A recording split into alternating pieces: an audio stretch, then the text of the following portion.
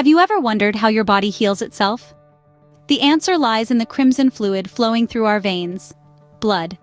It's a complex mixture of red and white blood cells, platelets, and plasma, each playing a vital role in our health and well-being. Consider red blood cells. These life-sustaining entities are born in our bone marrow and live for around 120 days. Their primary job is to ferry oxygen from our lungs to tissues all over our body. As they age, they lose flexibility and are eventually removed from circulation by our spleen.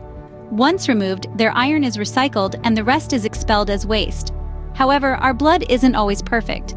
Genetic disorders such as sickle cell anemia, thalassemia, and hemophilia can create havoc.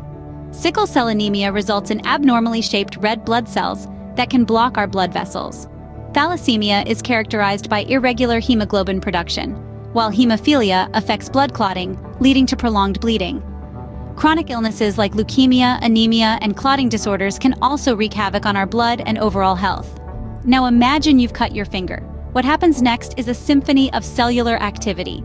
First, your blood vessels constrict to reduce blood flow. Then, platelets rush to the injured site, forming a temporary plug. This is the first stage of healing, known as the injury stage. The next stage is hemostasis. Platelets release chemicals that promote blood vessel constriction and platelet aggregation, forming a stable blood clot to stop bleeding. This is quickly followed by the inflammatory stage, where white blood cells enter the scene to fight any potential infection and remove debris. This stage is often marked by swelling, redness, and warmth at the injury site. The final stage, the proliferative stage, sees new tissue forming to repair the damaged area. Fibroblasts produce collagen, and blood vessels regenerate to restore tissue function. In essence, blood is the healing elixir of life.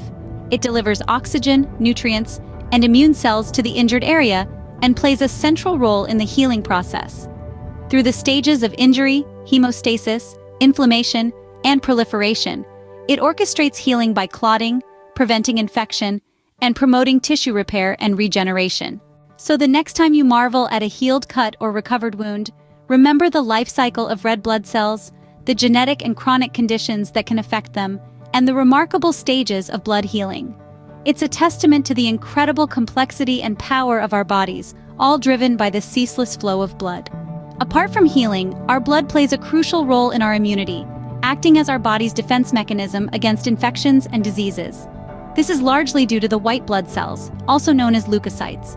These are the soldiers of our body, always ready to combat harmful invaders. They identify and neutralize threats, be it bacteria, viruses, or other foreign substances. But the white blood cells don't fight alone. They produce special proteins known as antibodies. These antibodies have a specific function: to neutralize harmful substances. They do so by binding to these substances and making them harmless. In fact, the principle of vaccination is based on this process.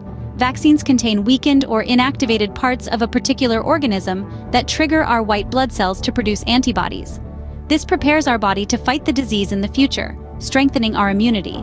So, as you can see, blood not only has the power to heal us, but also equips us with a strong defense mechanism that protects us from various diseases. The importance of blood in our body cannot be overstated. From healing to immunity, it's truly a life-sustaining force. As we delve deeper into the world of medical science, the future of blood research beams with potential. Researchers are exploring new ways to utilize this life-sustaining force to cure diseases and improve human health. One of the most promising areas of blood research is gene therapy. This revolutionary technique involves introducing, removing, or altering genetic material within a person's cells to treat or prevent disease. This could potentially provide a cure for genetic blood disorders such as sickle cell anemia and thalassemia. By correcting the faulty genes responsible for these conditions, we could effectively eliminate these diseases from our genetic blueprint. Another exciting area of blood research is stem cell research. Scientists are trying to harness the power of stem cells to create artificial blood.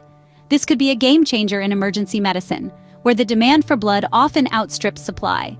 Artificial blood produced in the lab could provide an unlimited and safe source of blood for transfusions, saving countless lives.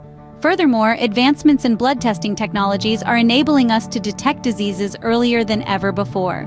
Diseases like cancer, heart disease, and diabetes can be caught in their initial stages through simple blood tests, improving treatment outcomes and potentially saving millions of lives.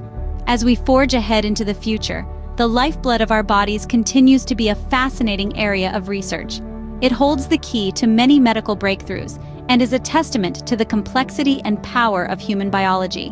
From healing to immunity, and now to the forefront of futuristic medical research, the importance of blood in our body truly cannot be overstated.